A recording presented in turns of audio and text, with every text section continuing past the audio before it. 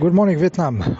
When you see around you all this economic activity slowing, the restaurants are slowing down, they close more early, the tourism is basically stopped.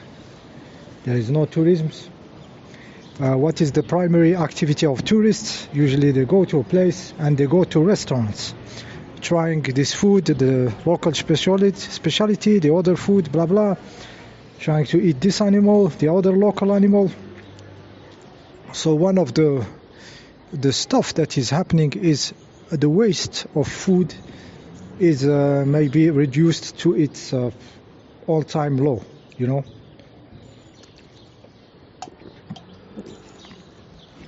We have really to imagine the situation. I don't know if anybody can quantify a country like France, based on tourism of you know, and it's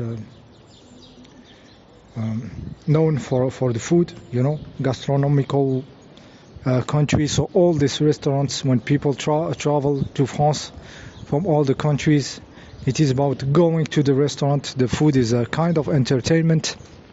So imagine the food that is saved and not wasted for this. You know, a restaurant has a stock of food and sometimes outdated, they throw it. Of course, people eat, and what they don't finish, it is thrown. So just imagine the numbers. Imagine how much food is not wasted. So I think there is more food than ever. And also imagine that the activity on the industrial farming, slaughtering the animals, is reduced. I mean, it can be crazy reduced. We just don't know how much. If somebody can try to figure it out. But this industry of animals is maybe getting to shrink and to become smaller in a very fast pace. So basically it's less suffering of the animals. Huge quantity of suffering is avoided. Like I said, people perceive food as entertainment when they travel.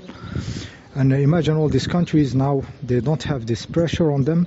So what I guess is happening is like some countries which are targeted by the tourists, which they come with their foreign currency and their purchasing power. They can buy so much stuffs and consume in the restaurants and everything, and now they are not there. So all these goods are staying in the local countries for the local people. So those people with their lower purchasing power can afford now better life, better quality food. I think it can be very obvious in some countries. I received a call and from people I know, and they told me that the products of qualities are really here now because they are not quitting. They are not getting exported to the rich between bracket countries. So there is a good effect from this madness of people moving around, you know, in the plains. A certain category of humanity with certain kind of monetary advantage, they were traveling to other countries and buying there what the others couldn't buy, you know. So now it's not the case. So like the market is more being more local, which is a very good thing for the local people, which have been scammed into some monetary scam, compared to the people which just come with their dollars and their euros and have an easy traveling way, compared to the others, to the African, for example, which are closed in their prison of being poor, you know. So the situation is not only bad, this cocoa situation.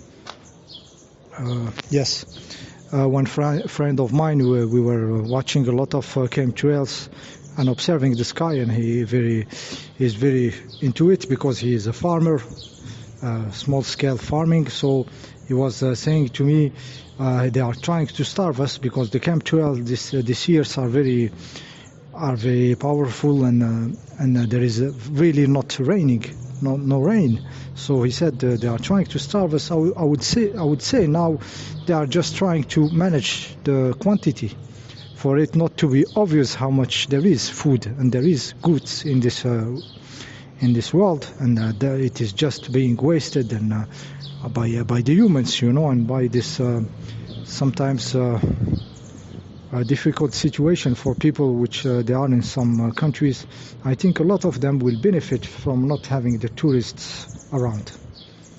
If it's well managed, if it's well managed for the well-being of the people, not being vampirized a second time, And also I know that a lot of people live from the money, the printed dollars and the printed euros of the tourists. But when you reorganize a country based on a rational local situation, you will know that this is a disease. When people come with the countries which control the monetary game, they just make the others poor and poor and poor. So a lot of people now are having good products on their table because the tourists are not coming there to buy it with their dollars. This is also something I think it's happening. When it comes to yes, this is the idea behind what I wanted to say. The other point is the monetary printing system. They are pushing it to be invested in digital artificial reality, which is the other printed crypto money, so they can create more and more of them. So also it's totally virtual. So this is why what they want the money to be in, and travel between the printed one and the digital one. And they are trying kind of put in the back of the head the real stuffs, which is silver and gold. So this is also a nice trick to keep this theater, this managing system, to keep it afloat, actually, to manage the sheeple. So there is crazy stuffs happening.